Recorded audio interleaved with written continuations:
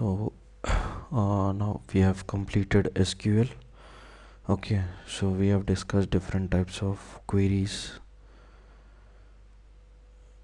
and different concepts in SQL. Today we are going to start with PLSQL basics. As I told you in demo class, in PLSQL we have many things like cursors, packages, triggers, functions, stored procedures, okay, objects. Like this we have many things, but we are not PLSQL developers. Also, this is not PLSQL training, this is purely informatica training. But for informatica developer, you should have some basic knowledge of PLSQL. So what basic knowledge is required means how to write a PLSQL script, why we have to write a PLSQL script, okay, and how to execute a PLSQL script, and then what is stored procedure, how to create a stored procedure, what is the scenario where we create a stored procedure, and how to execute that stored procedure, and how to schedule that stored procedure in informatica. So these things you should have to know from PLSQL. That's it, right? So first we'll start with how to write a PLSQL script.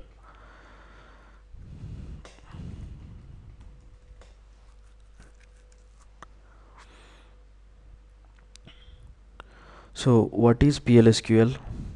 PLSQL, it is an extension of an SQL, right? Okay, so in SQL we can execute single line queries, whereas if you have a requirement to execute multiple queries one after the other, so if you want to execute multiple queries one after the other automatically, then you should have to write those multiple SQL statements in PLSQL script or PLSQL block. I repeat, to execute multiple SQL statements one after the other, we should have to write those multiple SQL statements in a script or a program. Okay, so that we call it as a PLSQL script. So whenever we write a PLSQL script, we should have to follow PLSQL block structure. So whenever we write a PLSQL script, we should have to follow the PLSQL block. Okay, so why we write PLSQL script? PLSQL script is required if you have a requirement to execute multiple SQL queries one after the other.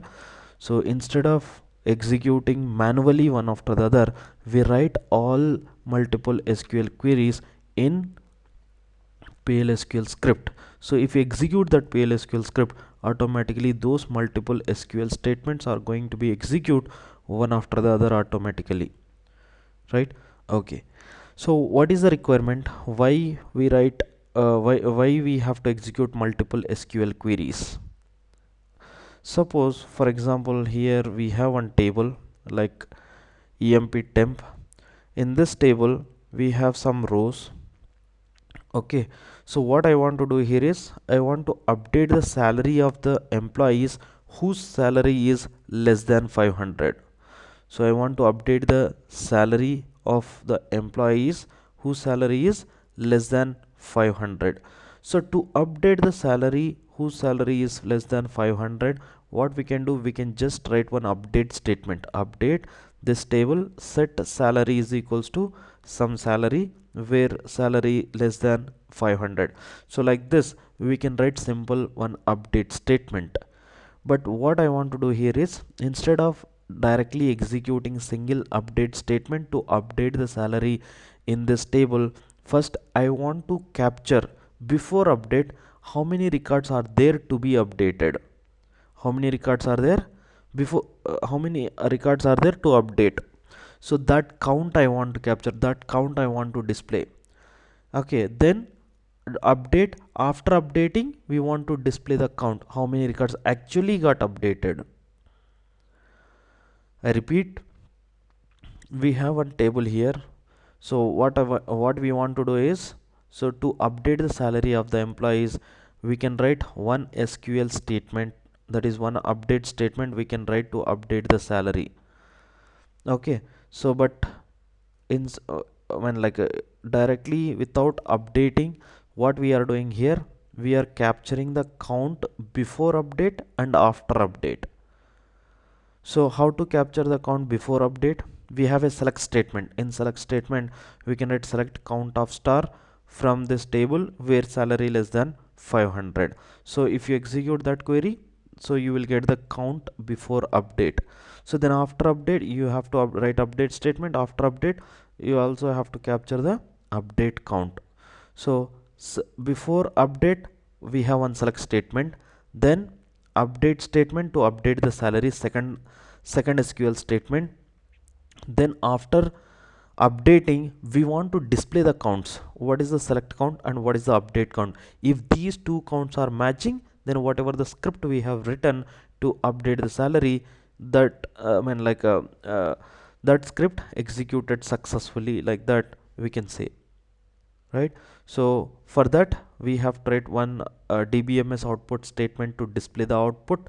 So like this, we are going to write multiple SQL statements in PLSQL script, so that as soon as you execute, by seeing the output, you can see the output before update, that is expected records to expected records to update in employee table, and actually updated, right? So these two counts we can display, so that by seeing the counts we'll come to know whether before update and after update counts are same or not. Okay, so for that we are going to write one PLSQL script now. You understand the requirement? What we are going to do here, we have one table, we want to update the salary of the employees whose salary less than 500. So for that, we can directly write one update statement. Instead of writing one update statement, what we are trying to do here, before update we want to capture the count of the actual records, expected records to be updated in employee table, and after update also we are capturing actually how many records got updated, and after capturing those counts, select count, update count, we are going to display, right? Okay, so for that, first we have to start with, any PLSQL script should have to follow this PLSQL block. So PLSQL block looks like this. Okay, begin, first declare, begin, exception, end, semicolon, slash. So this four words here we called it as a PLSQL block. PLSQL block means declare, begin, exception, and the slash. So this we called it as a PLSQL block. Any PLSQL script should follow this PLSQL block structure. So whenever we write a PLSQL script, we should have to follow this PLSQL structure. Okay, so in this PLSQL block, begin and end, these two are mandatory. Okay, and declare and exception, these two are not mandatory. So without writing declare and exception, we can write PLSQL script and we can execute that script by writing only begin and end. Okay, so this declare and exception, these two are not mandatory, but in PLSQL script, begin and end, these two are mandatory. Fine. Next, what is declare section? So this declare section is there for to declare the variables. So here we can declare the variables. Okay, so what variables and how to declare the variables, so that we will see practically. Next, begin section, this we call it as a begin section. Inside this begin section, we can write multiple SQL statements.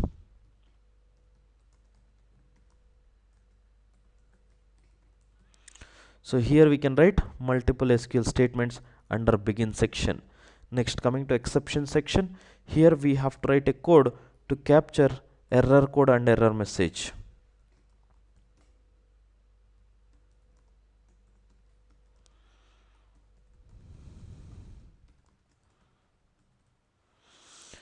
So in exception section, here we have to write a code to capture the error code and error message. Okay, so this is PLSQL block, and inside the PLSQL block we have declare, begin, exception and end. In declare we have to declare the variables. In begin we have to write multiple SQL statements. In exception we have to write a code to capture the error code and error message.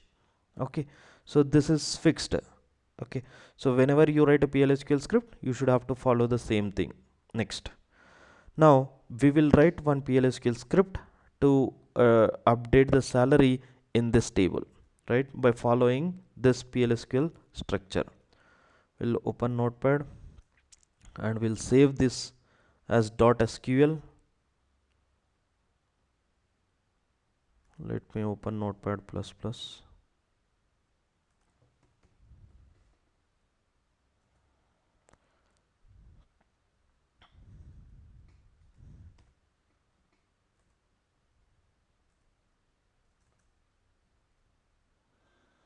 Okay, so let me save.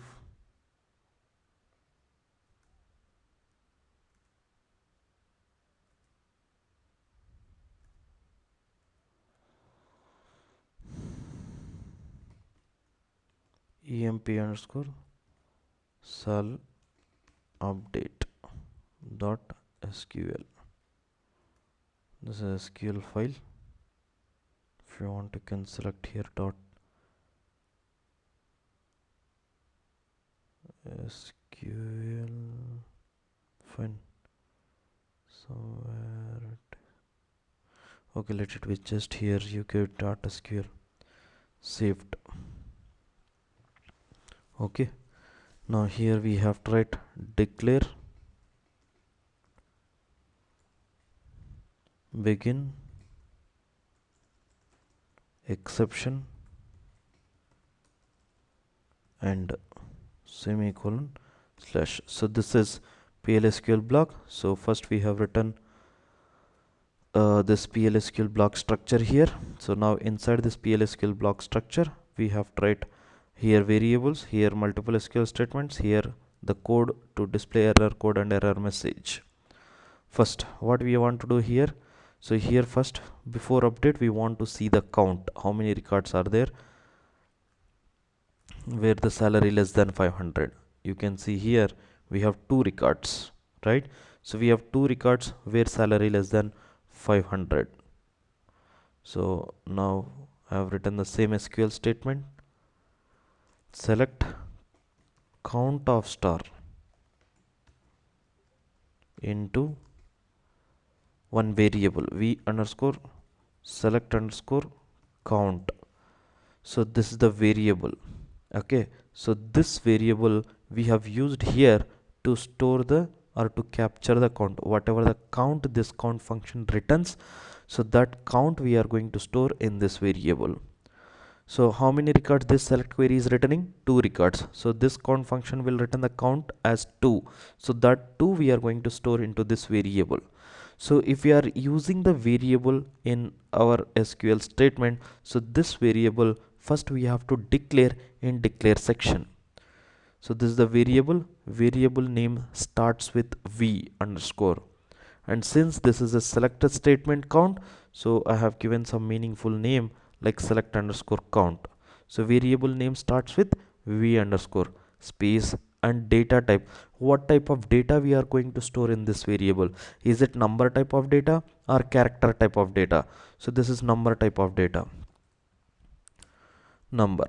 So like this you can declare the variable. So now this select statement will have the select count. Next, after capturing the select count, now what we are going to do, we are going to update the records. So update table name, set salary is equals to, we want to update the salary to the current salary. I want to update some 200, where salary less than 500. So if it is less than 500, then add 200 to their current salary. So what we are updating here, if the salary is less than 500, then we are going to add 200 to their current salary. So for that, this is the update statement, update table name, set salary is equals to salary plus 200 means to their current salary we are going to add 200 where salary less than 500. So this update statement will update the salary in employee table. Next, after updating, we want to capture the update count also. Actually, how many records got updated, right? So for that, we have to write like this: v underscore update underscore count. So this is the variable colon is equals to SQL percentage row count. So SQL percentage row count is the keyword in PLSQL which captures the previous SQL statement row count. If this is update statement, if this update statement updated two records, then SQL percentage row count will have 2. If this is delete statement, then this SQL percentage row count, if this delete statement deleted two records, then SQL percentage row count will have the number 2. If this is insert statement, if this has inserted two records, then SQL percentage row count will have 2, right? SQL percentage row count will capture the count of previous SQL statement. If it is a update, then this SQL percentage row count will have update count. If it is delete, then SQL percentage row count will have delete count. Now whatever the count this SQL percentage row count will have, that count we are storing into this variable. So v underscore update underscore count variable contains the records actually updated by this update statement. Now since this is also a variable, we have to declare that variable in declare section.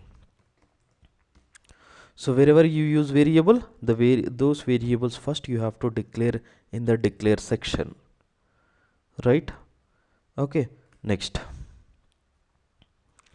So after declaring, now we want to display the counts, right? So this v underscore select count will have the count of before update. This v underscore update count will have the count of after update. So now I want to display. So to display the counts, we have a function called dbms output dbms dot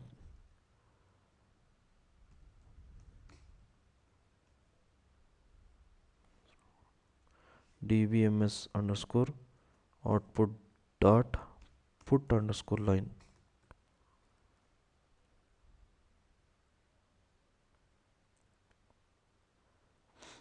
No, dbms. Okay, let's see.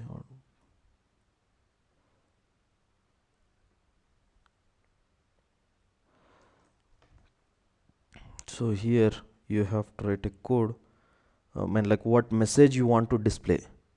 So you can write a message expected record count.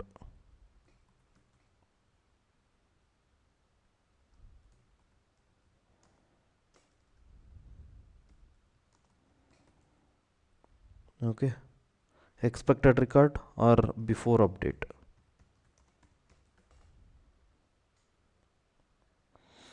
Before update.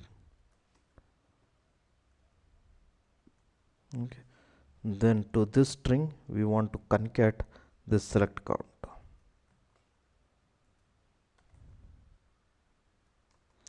V underscore select underscore count.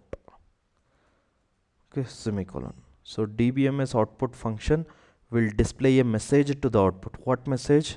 So this is the message you can see after successful of execution expected record count. Okay, and whatever the count is there in this select v underscore select underscore count, the same count it is going to display here. In the same way, update count. So actual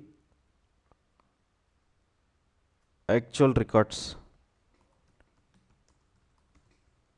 updated. So actual records updated. This is after update. So this v underscore update count will have this count, right? So you can see here, now we have multiple SQL statements. Select is one SQL statement, update is one SQL statement, this is one SQL statement, this is another SQL statement, this is another SQL statement. Like this, we have multiple SQL statements. And also, as I told you, like after performing DML, right? Update is one of the DML command. After performing DML, you should have to commit. So you can write commit here.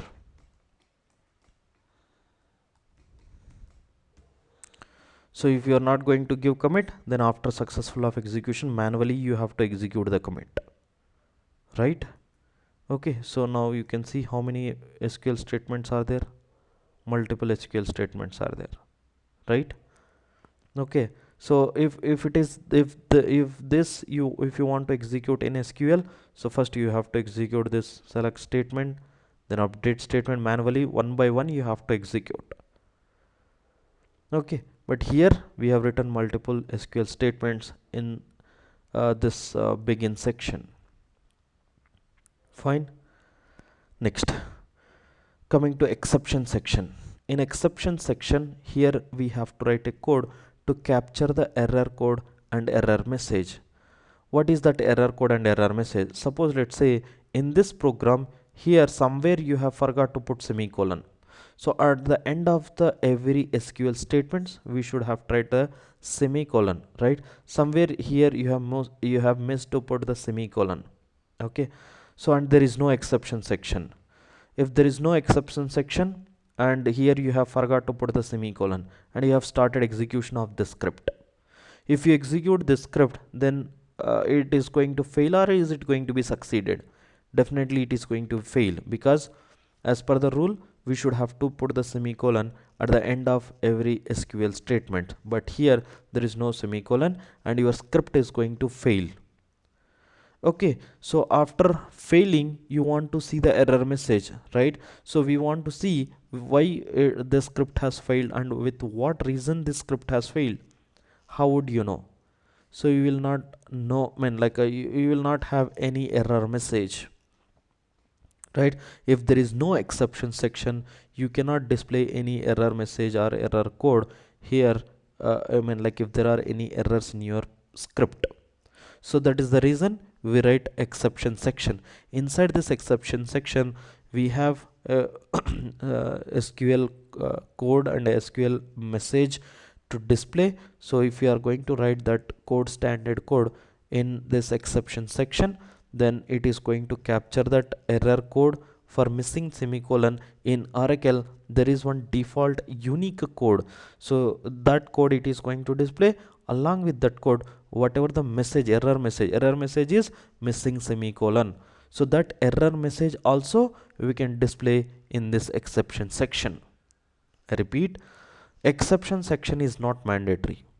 If you are not going to write exception section and there is no error in your PLSQL script, if you execute, then it will work fine.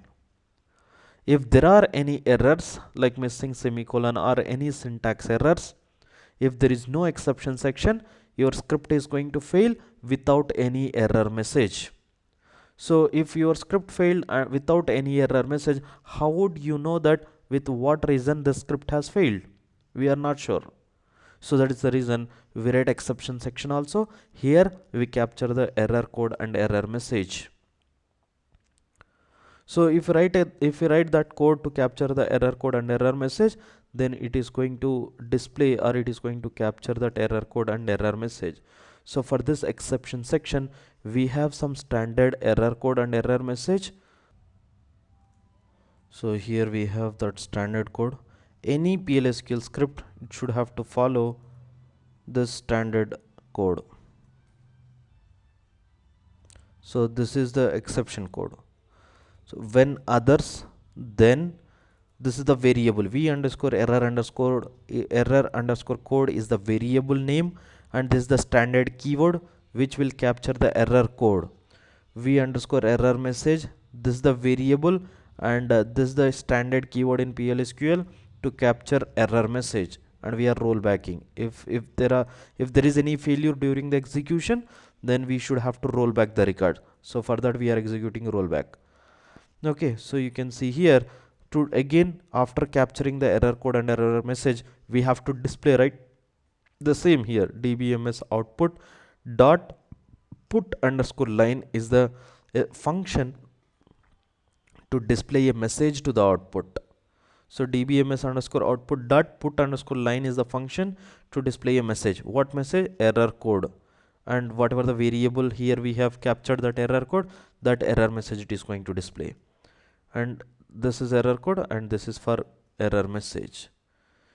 SQL ERRM is the keyword to capture the error message. So if you have forgot to put semicolon here, this will have the message missing semicolon, and same we are displaying it's unsuccessful.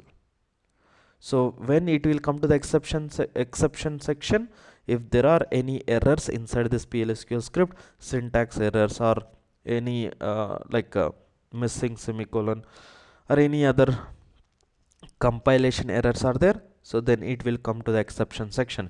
If there are no errors here, then it will execute fine and it will not come to the exception section. Okay, so this is PLSQL script. And also here before declare we have to write set server output on. Set server output on. So when we have to write this one means if you have used any dbms output function in your PLSQL script, and this is mandatory, set server output on. So if these statements dbms output statements are not there, then this is not required. Okay, so set server output on we have to write before declare section if you have used dbms output statement, right? So this is PLSQL script, and here we have these two variables, right? So and we have not declared these variables, we'll also declare these variables. Error code, this is also a number data type, and error message, this is a character data type.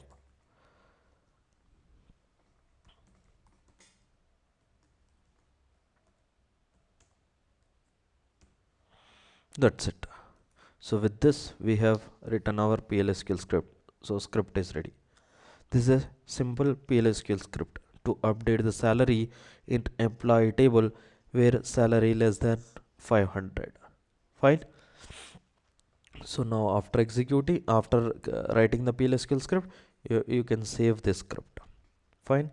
So now to execute, copy this one and go to the Toad. So here we can execute this one, and to see the output we can also open dbms output here.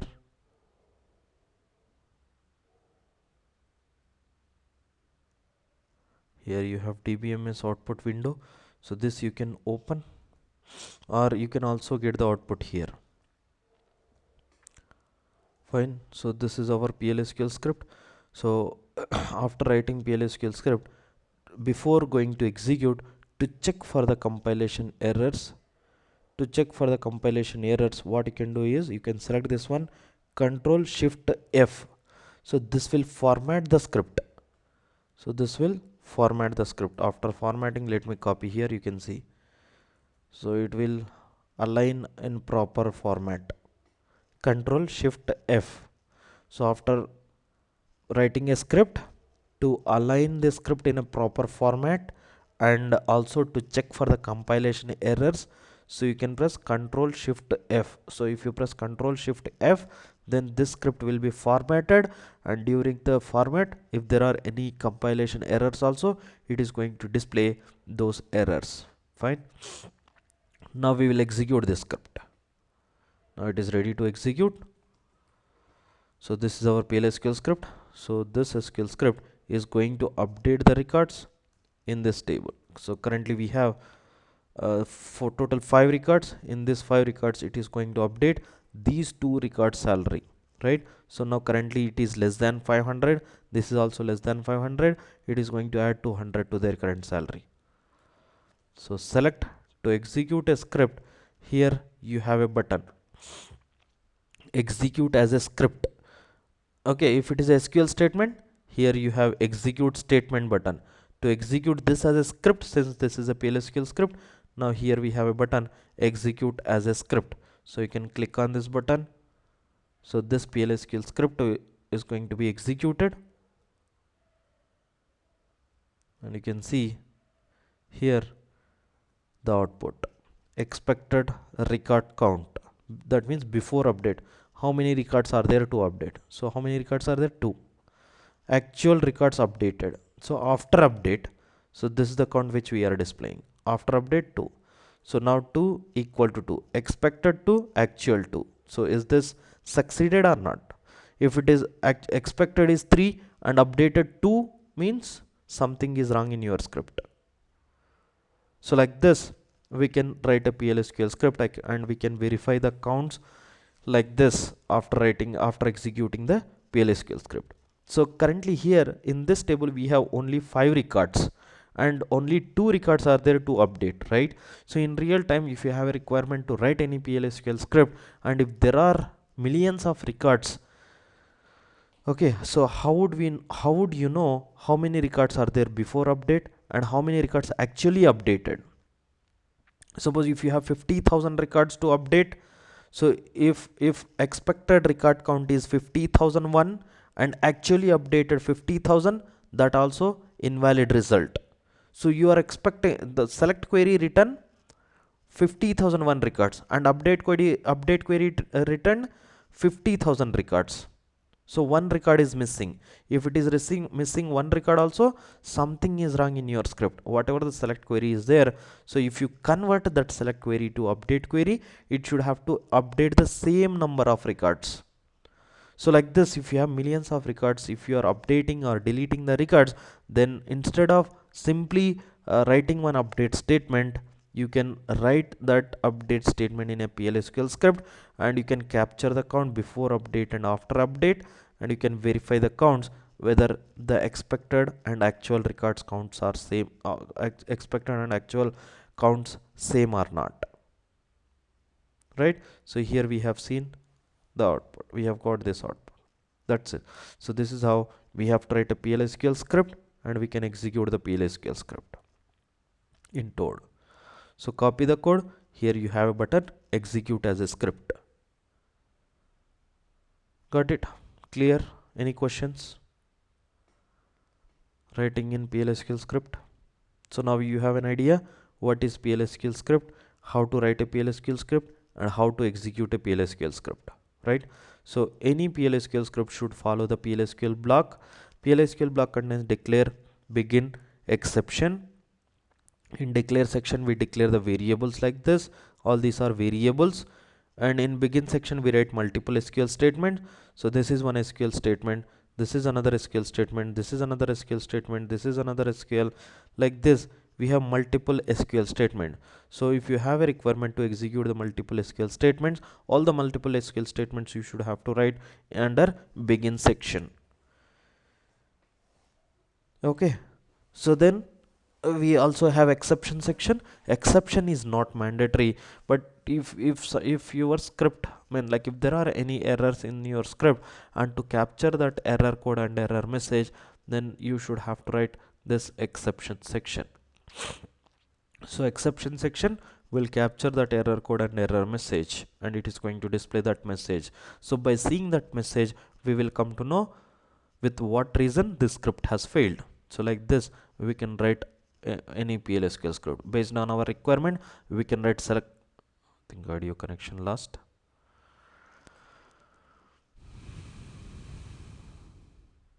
We can write a SQL script based on your requirement. You can write a select query and update query, or you can write select, delete, select, insert. So like this we can write PLSQL script. Clear? Any questions here? It's a simple PLSQL script. It's very easy to understand also to write that, how we can write the script and how we can execute the script. Any questions?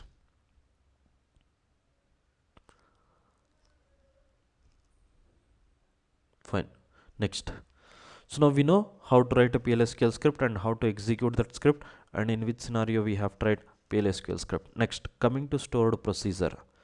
So what is stored procedure and how to create a stored procedure, how to execute a stored procedure, and how to call that stored procedure in Informatica. So these things we have to discuss.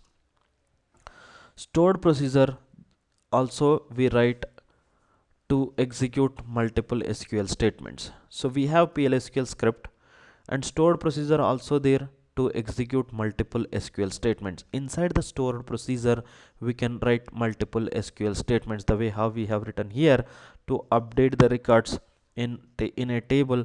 The same we can also write in a stored procedure. Okay, then what is the difference between this PLSQL script and a stored procedure? So PLSQL script, now how we have executed? We have executed this PLSQL script manually. So someone should be there in front of the system and he should have to execute that PLSQL script to update the records, right? Okay, but stored procedure, after creating a stored procedure, so to execute that stored procedure, we can execute manually, or we can schedule that stored procedure to run at specific point of time. Now I don't want to execute these multiple SQL statements or this PLSQL script now. I want to execute this PLSQL script after some time. That means every day at 9 p.m. or 10 p.m. or 12 a.m. I want to execute this PLSQL script. So if you want to execute this PLSQL script every day at 10 p.m. or 11 p.m. or 12 a.m., then definitely someone should be there in front of the system and he should have to execute this PLSQL script manually. So now instead of executing this PLSQL script manually, what we do is we write the same code in a stored procedure, and stored procedure we have an option to schedule, right? So we have a PLSQL script to schedule the stored procedure to run at specific point of time.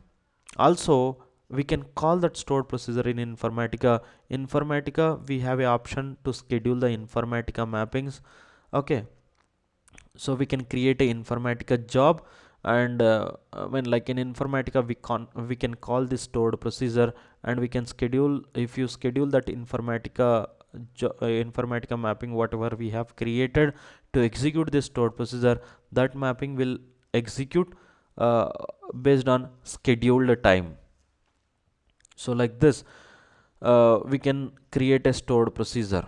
I repeat, the difference between PLSQL script and stored procedure is PLSQL script we can execute manually, procedure also we can execute manually, but if you want to schedule a stored procedure, or if you want to run PLSQL script or a stored procedure manually at specific point of time, so then both can run manually, but to schedule PLSQL script we cannot schedule, whereas stored procedure we can schedule by writing a PLSQL job, or by if you want since we are informatica developers, we can call that stored procedure in informatica and we can schedule that informatica mapping to run at specific point of time. Okay, so now what is the scenario where we create a stored procedure? What is the scenario in which scenario where in which scenario we create a stored procedure? So in informatica class we'll discuss about many scenarios. Many means like we have some in some scenarios we have a requirement to write multiple SQL queries. So if you have a requirement to write multiple SQL queries, there you can create a stored procedure. But here I'll explain one simple scenario where we can write a stored procedure. Let's say we have a table. Okay, we'll take another table. So after execution of PLSQL script, here we have not seen the output, right? Whether the salary updated with 200 or not. So we'll see that one. So you can see now here we have 400, 500. Earlier it was 200. This was 300. Fine. Next, now we are talking about stored procedure. So now there is a table. You can see in this table we have duplicate records. So there are duplicate records, right? So these two are the duplicate records. Okay, so these two are the duplicate records. First two are next highlighted two are the duplicate records. So now there is one front end application. That front end application is connected to this employee table. So there is one HR application, front end application, and this application is connected to this table. Okay, so HR is going to submit employee details through this front end application, and all those details are going to be inserted into this table. Okay, so first he started filling the form HR application of the first employee, and it is going to be inserted like this, first employee. So for one submission, how many records should be there in employee table? Only one. So for one employee, there should be one record. But because of some code issue or because of some services issues, duplicate records are getting created in this employee table. I repeat, there is one front end application. Okay, so there is one front end application, and this is HR application. Through this HR application, HR is going to fill the employee details, and as soon as he clicks on submit button, employee details are going to be inserted into this employee table. Okay, so while inserting employee data into the employee table, because of some services issues or some other issues, duplicate records are getting created. So this may happen in real time. Because of some services or some other issues, duplicate records may create. Okay, so now duplicate records got created. So today I mean, like if you run the query, I mean, total, let's say 5 employee records HR inserted. For the 5 employees, we have duplicate records. So to delete the duplicate records, we have a SQL query, right?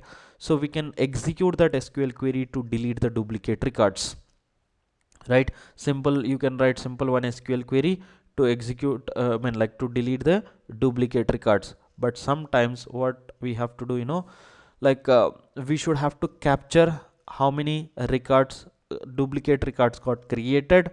So that means select count. Before going to delete, we want to capture the select count. So how many duplicate records are there to delete?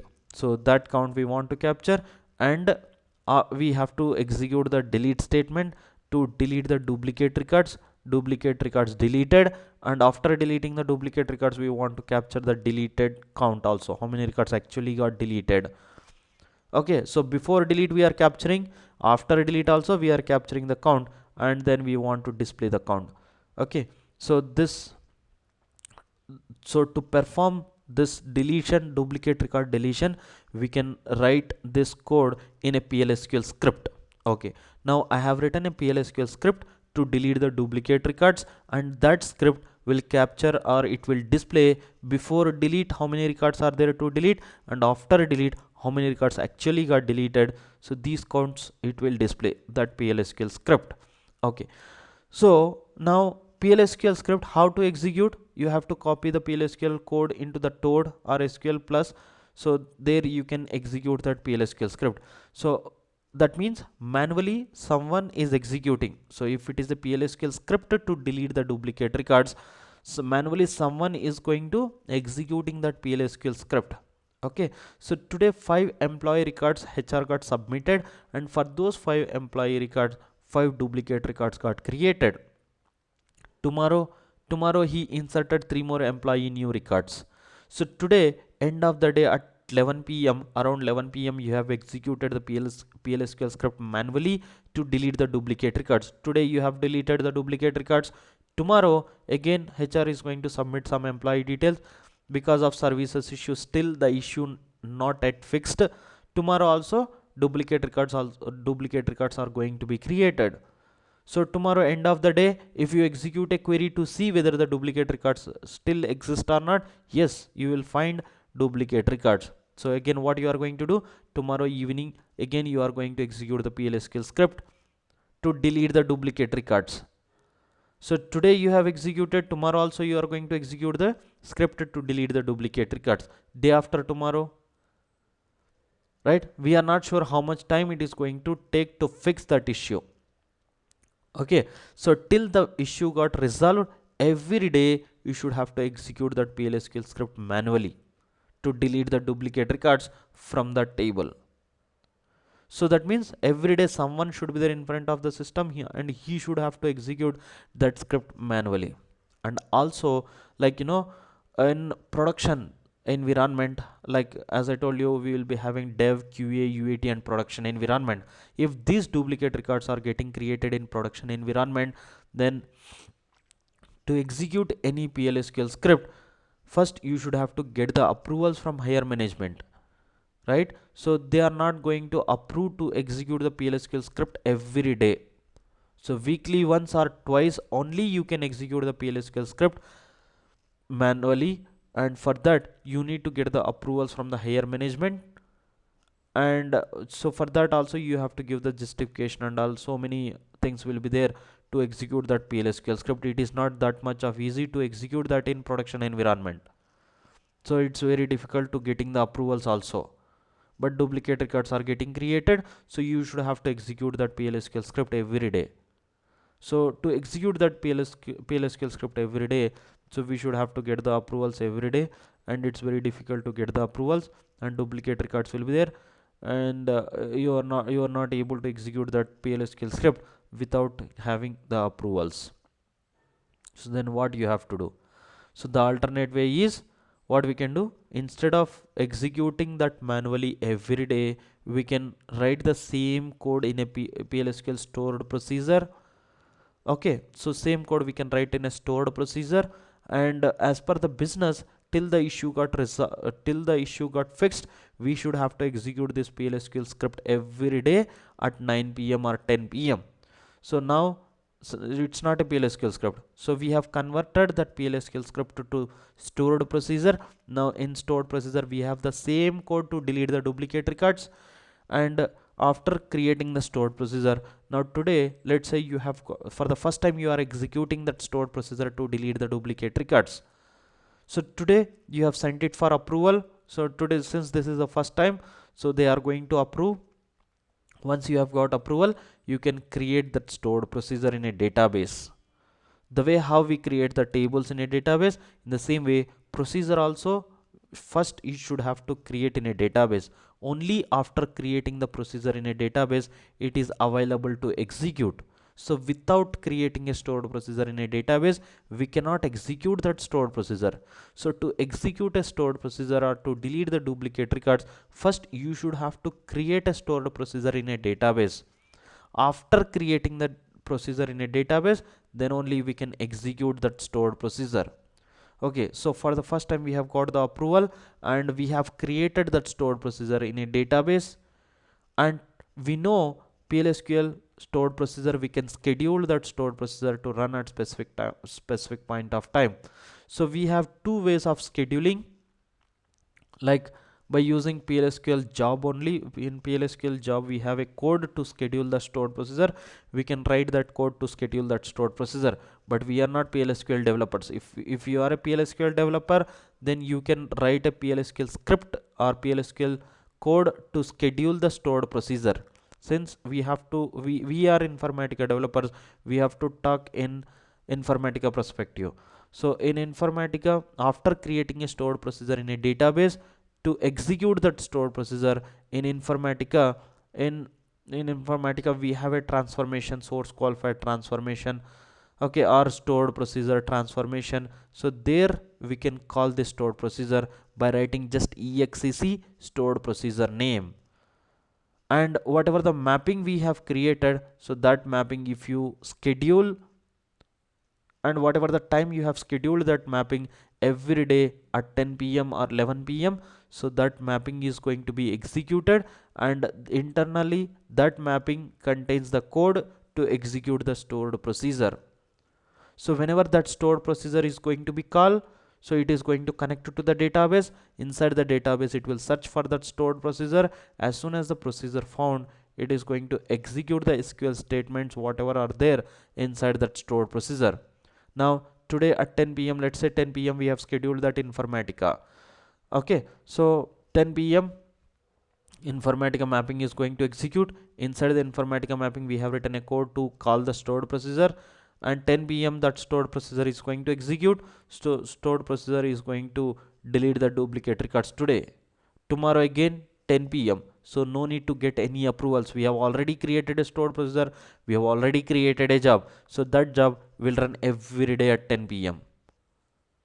So every day it will go to the database, it will connect to that table, it will check for the duplicate records. If there are any duplicate records, it is going to delete those duplicate records, right?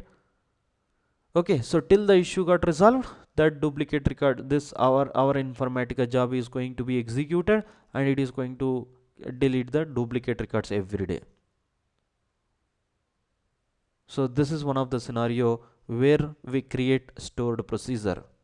So where we create a stored procedure to delete the duplicate records. Because of some issue, duplicate records are getting inserted in a table.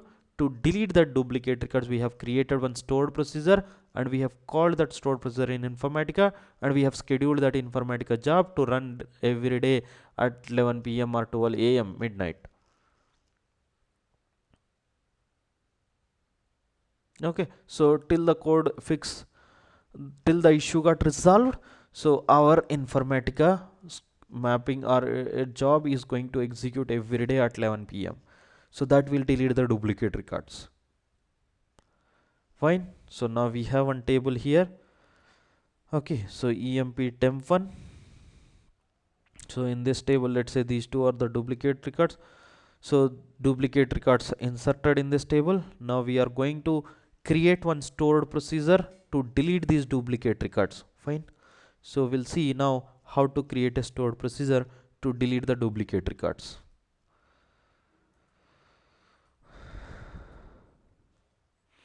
Let me save this.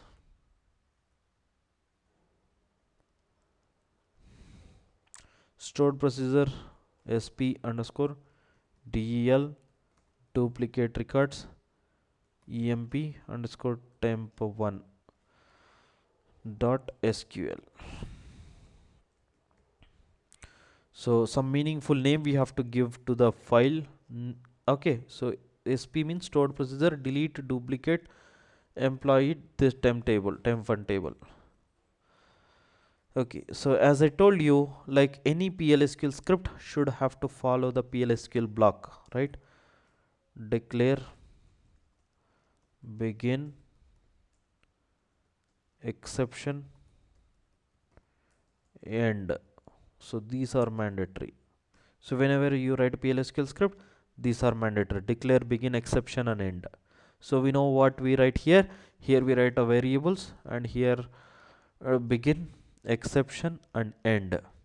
Okay, next, to create a procedure, here we should have to write this create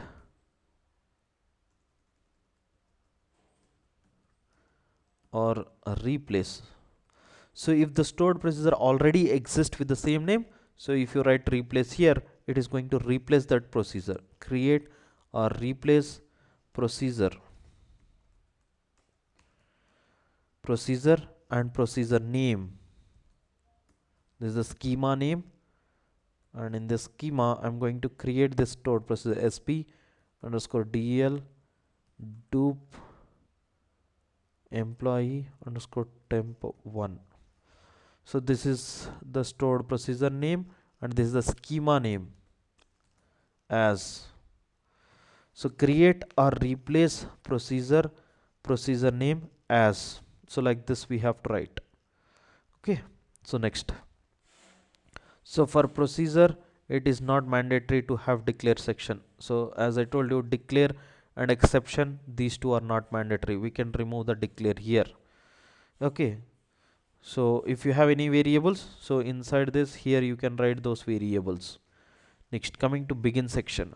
So here we have to write a code to delete the duplicate records, right? So before going to delete, we want to capture that count, how many duplicate records are there, right? So for that you can write like this: select count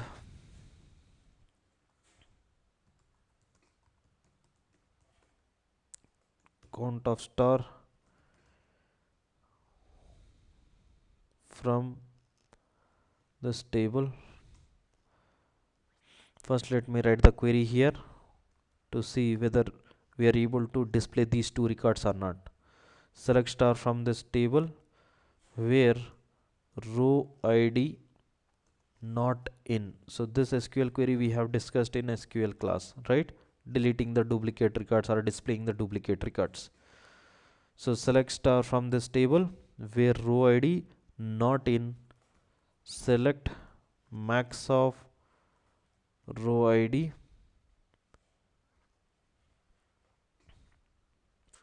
from this table,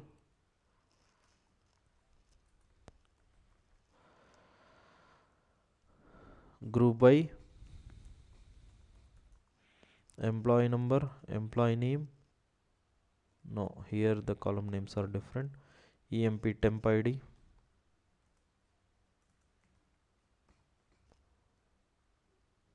EMP name,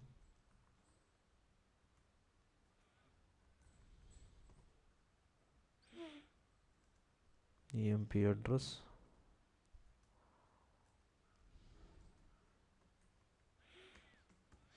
comma salary. Now this query should display two records, two duplicate records.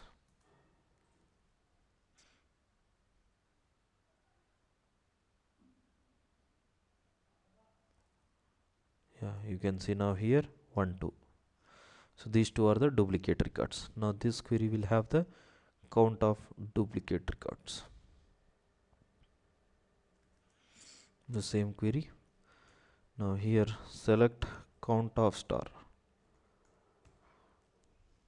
into v underscore select underscore count. Okay, so into this variable we are capturing this select count.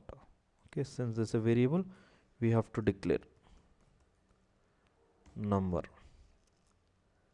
Okay, next after this select we have to delete. So for delete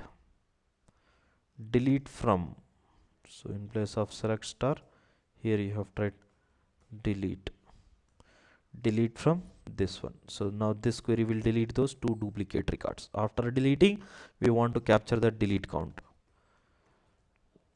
So v underscore delete underscore count colon is equals to, so we should have to write like this: SQL percentage row count, right? SQL percentage row count. Okay, so now we have deleted. After deleting commit,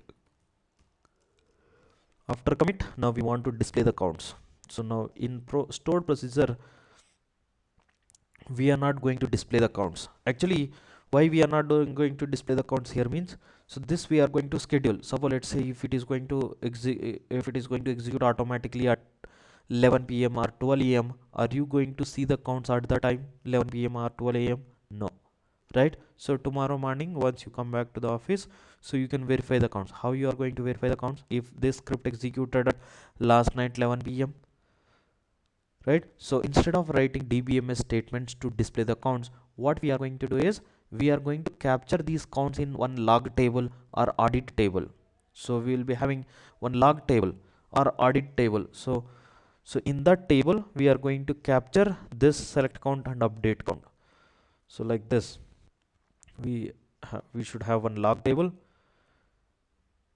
temp log. So we can create a table with any name.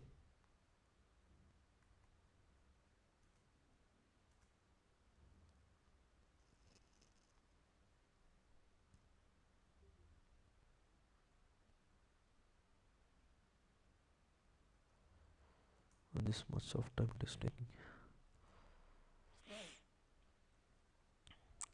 So we can capture the counts in this log table. So currently there are no records in this log table, location and count. Okay, so like this we have only two columns in this log table.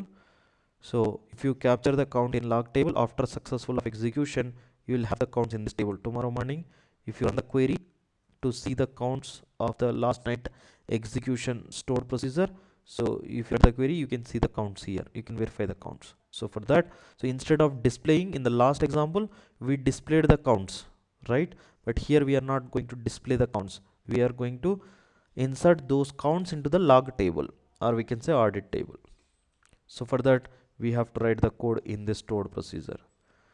So here after select, here you have to write a code to insert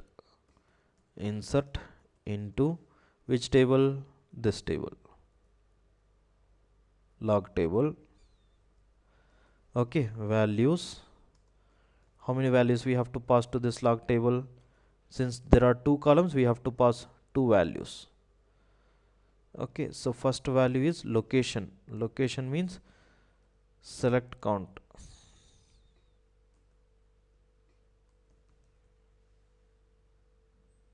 So this is the message which we want to insert in location. Select count, comma, and the other value is this one, v underscore select underscore count. So whatever the count is there in this variable, so that count we want to insert into this log table. So select count, this is the select count, and here whatever the count written by this select statement, that count we are storing here.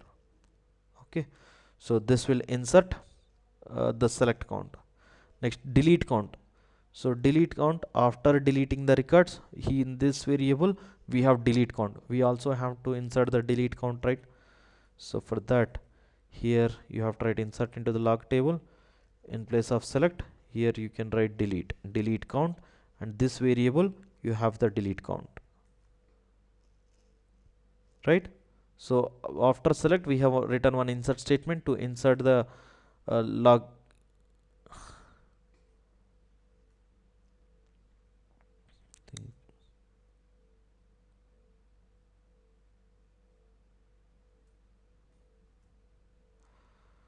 You can see my screen, right? Okay, so like this you can execute the insert statement to insert or to capture the log message, right? Next, after executing this insert statement, we have a commit here. So this commit will give the commit for this delete and for this insert also. Fine. So here we have not written any dbms output functions, because we are not going to display any messages here. So that is the reason we are not going to write any dbms output statements. So delete count, this is also variable, so we have to declare the variable here. Okay, and exception. So if you want to write any code to capture error code, error message, so then you can write this one. Okay, so here we are not going to capture this, we are not going to display. So if you want to insert, if suppose let's say in your stored procedure during the execution, if something is wrong, your stored procedure is going to fail the execution. If it is going to fail, then if there is exception section, it will come to the exception section, and what is the reason of failing, that error code and error message will be there. But here we do not have any dbms statement to display that error code and error message. Then tomorrow if you verify your stored procedure, last night it got failed, with what reason your procedure got failed, how would you know? Even though you have exception section here, we are not displaying or we are not loading that error message anywhere. So for that, the way how we are loading the log in how we are loading the select count and update delete count in log table, in the same way you can create another table called error table. Okay, so you can create another table called error table. So here you can write insert statement to insert that error code and error message into that error table. So tomorrow morning once you come to the office, so you can if the stored procedure failed, I mean like if the last night, if you can verify whether the stored procedure got succeeded or failed by seeing that log table. So if log table doesn't have any data, that means your stored procedure got failed. Then you can write the query to see the data in error table. So there if you find any error message and error code, so you will come to know with this reason last night our procedure got failed. So like this we will be having log tables and error tables to capture the error to capture the stored procedure logs and error messages. Fine. Okay, So like this we have to create a stored procedure. Clear? So to create a procedure, you just have to write the code like this: create or replace procedure name as this variables, and these two also variables.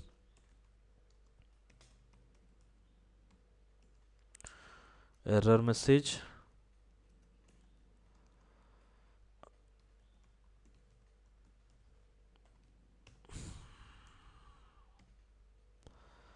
Okay, so like this you can create a stored procedure, simple stored procedure to delete the duplicate records.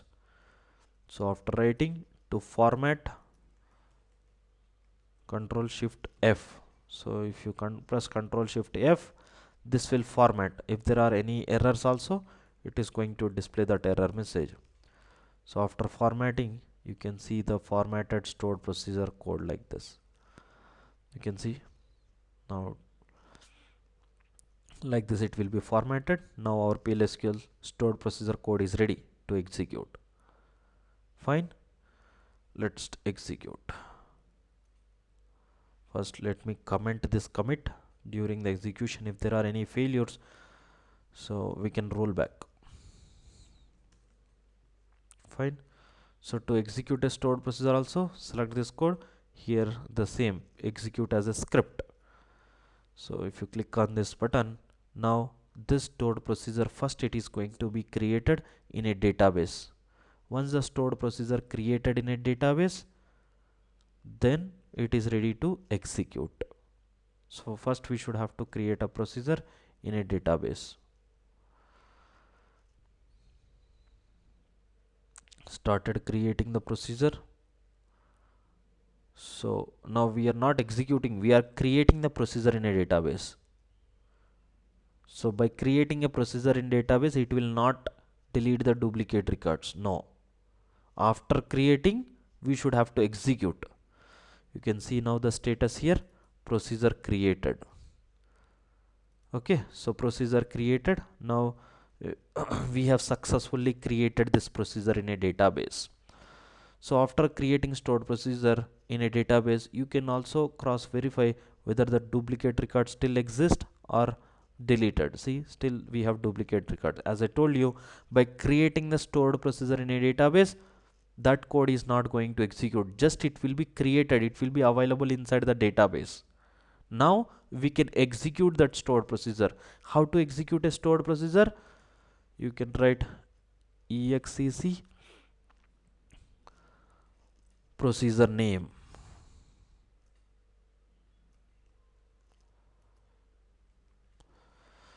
Exec procedure name. So like this you can write, and you can simply execute this statement, this simple SQL statement. Okay, one second.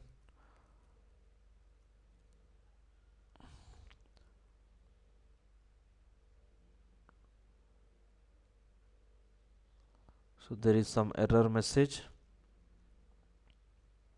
You can see some error message here. Character string buffer too small.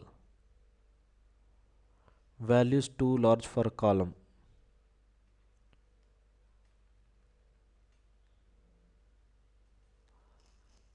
So there is some error. So for this, here you can see the error. So for this column,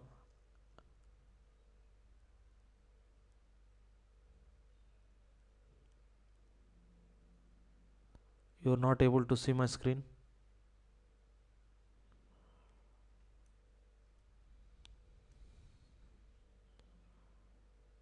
Janardhan, any issues? Okay, fine. So you can see here, for this location in actual table we have set maximum length is 10, but actually now we are passing 12 characters. So this one, for in log table, for this location maximum length we have given as 10, but here I think 12. 1 2 3 4 5 6 7 8 9 10 11 12, there are 12 characters. So what it is allowing? Only 10. So we can just write select count del count. Okay, so save. Let me recreate this procedure.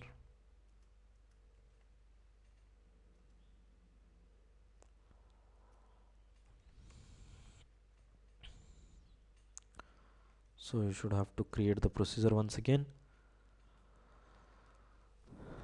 In log table it allows max 10 characters, but we are passing 12 characters. So that's the reason we have got that error message. Started creating the stored procedure.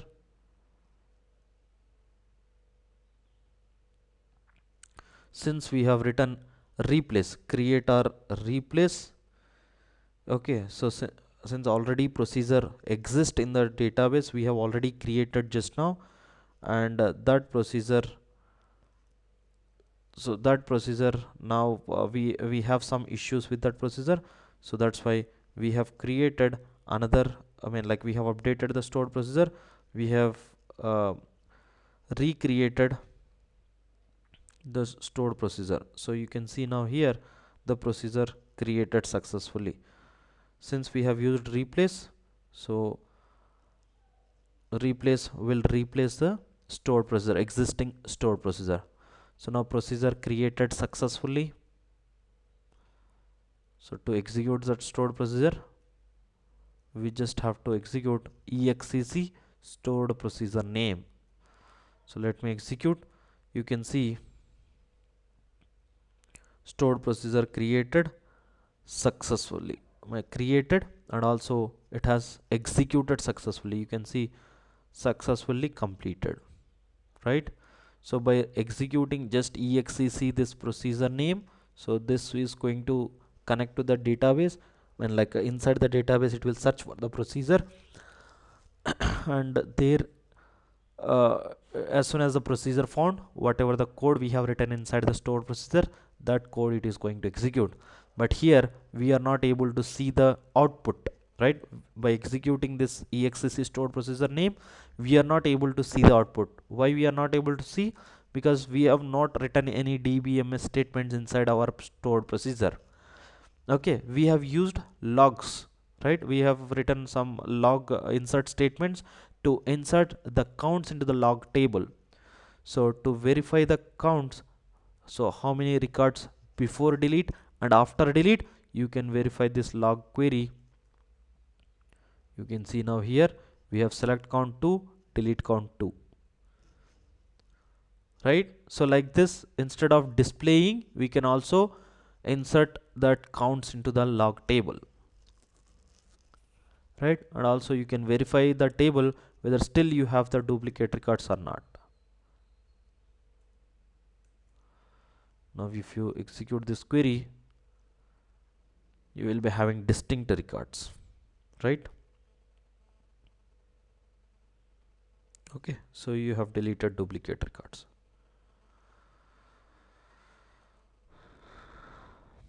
Got it? Clear? Now you know how to create a stored procedure, how to write a stored procedure code, and then how to create a stored procedure in a database, and how to execute that stored procedure. Any questions?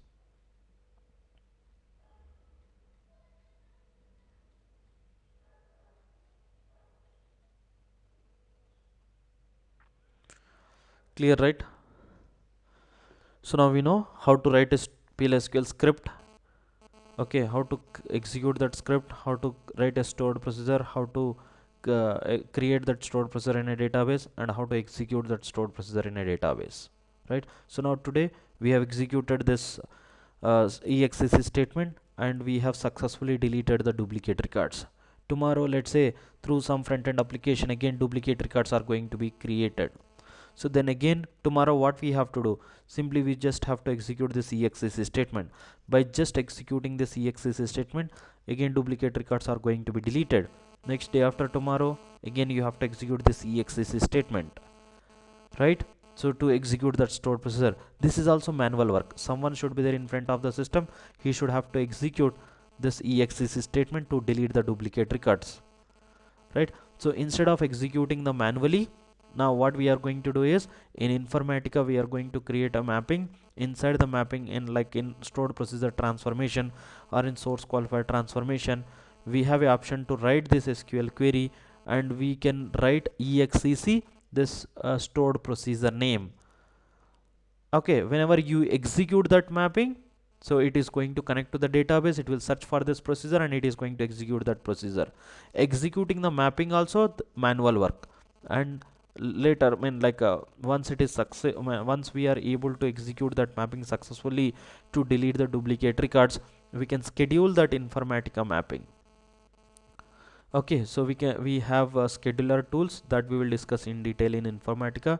What scheduler tools are there and what options are there to schedule informatica workflows, and so based on that we can schedule the our stored procedure to execute daily at specific point of time,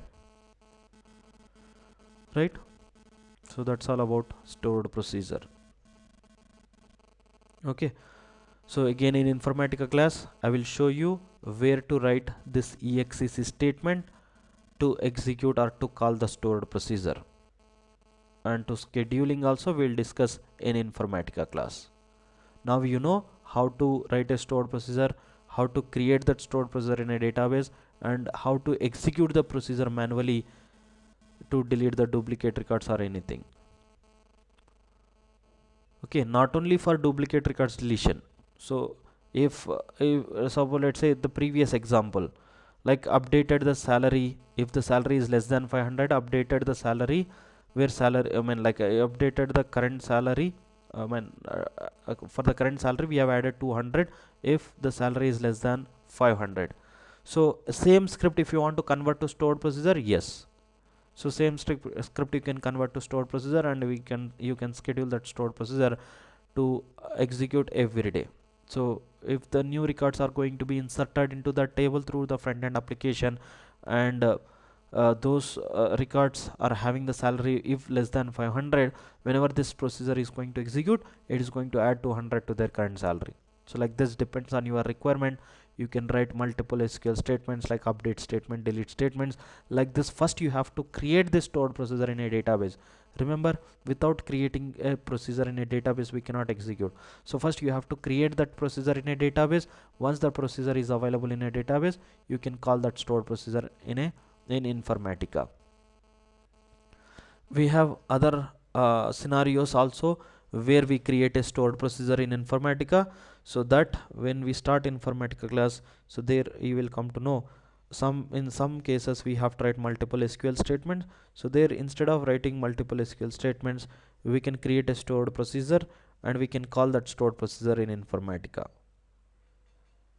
Fine, but this is a basic example.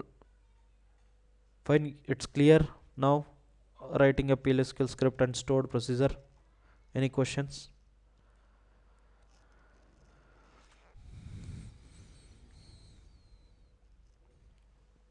Fine, right? Not clear?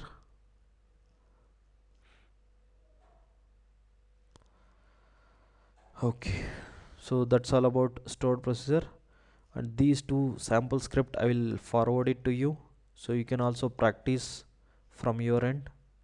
Okay, so that you will have an idea how to create a stored procedure and all.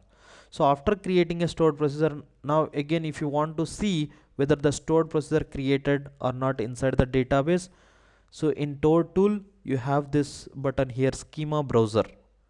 Click on this schema browser. So if you click on schema browser, here you have to select the schema, under which schema we have created this stored procedure. So this is the schema. So under this schema we have created the stored procedure. So here you have that schema. So currently tables tab highlighted. So that means under the schema whatever the tables are there, all the tables are going to be listed here. Now here by click on this right arrow button, so you can see the procedures tab here we have. So you can see here, this is the stored procedure which we have created. The same code you can see here, right? Okay, so like this you can see the stored procedures which are created in a database. Fine, that's it. Any questions?